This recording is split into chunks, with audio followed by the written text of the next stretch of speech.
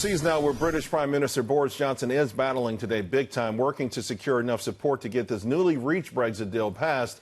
Now remember, tomorrow's the big vote and October 31st is the big day. Ashley Webster is live in London with a preview of it all. Ashley. Yeah, how many times have we been down this road, Charles? 3 times with Theresa May and Boris Johnson today, the UK Prime Minister, burning up the phone lines, also meeting with his cabinet, desperately trying to wrangle the votes he'll need tomorrow to get his plan through. He's going to need 320 votes. But I just wanted to show you the kind of votes that Theresa May got with her plan.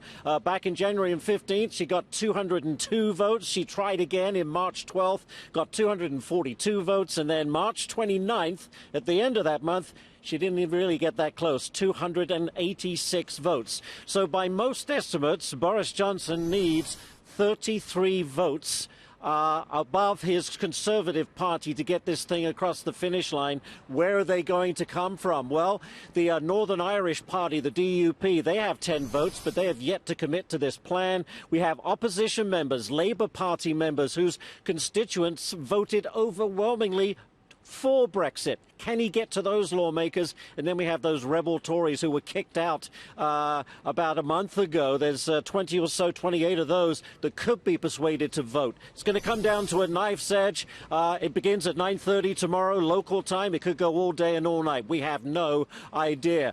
But what's the reaction of the EU? Well, certainly French President Emmanuel Macron says he's fed up. He says he does not want to extend this thing anymore. In fact, he says we should end these negotiations. Well, we've heard that before too, haven't we, Charles? We'll find out tomorrow, but it's going to be a very interesting day.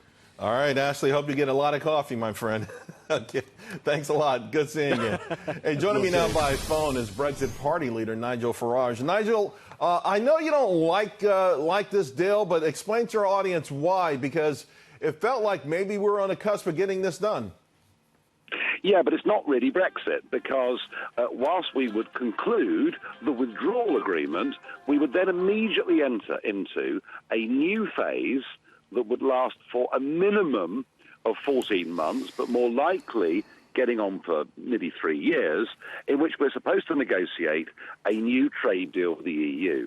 They have already put down markers that they will not do a deal with us unless we have full regulatory alignment. And that would mean that in terms of environmental law, in terms of employment legislation, in terms of state aid rules, even in terms of taxation, we would have to basically conform with the European Union. They've even said that if we are to leave the European Union, we cannot have a foreign policy that contradicts theirs. So we're kind of, Boris is taking us towards tomorrow's vote, and it would be Brexit in name only. And I'd rather hang out and wait for a general election at which maybe we could get a majority. Our problem here is simple.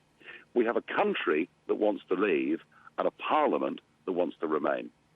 And you also have big business interests in the establishment that wants to remain also, which makes me question whether if you hit the reset button and did it all over again, would we just go through another saga? Even if the votes were identical, if the country continued to support Remain, would we find ourselves here 3 years from now haggling out, sifting through the same obstacles? In other words, can a true Brexit honestly be achieved?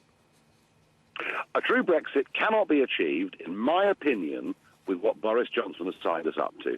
It's like a partial Brexit, a half in, a half out. And that is not what I spent all these years campaigning for. You know, I want us to be economically, globally competitive. I want us to be democratic, genuinely self-governing, making our own laws. And whilst what Boris is putting to the House tomorrow is a lot better than the abject surrender from Mrs. May, it still isn't good enough in my view.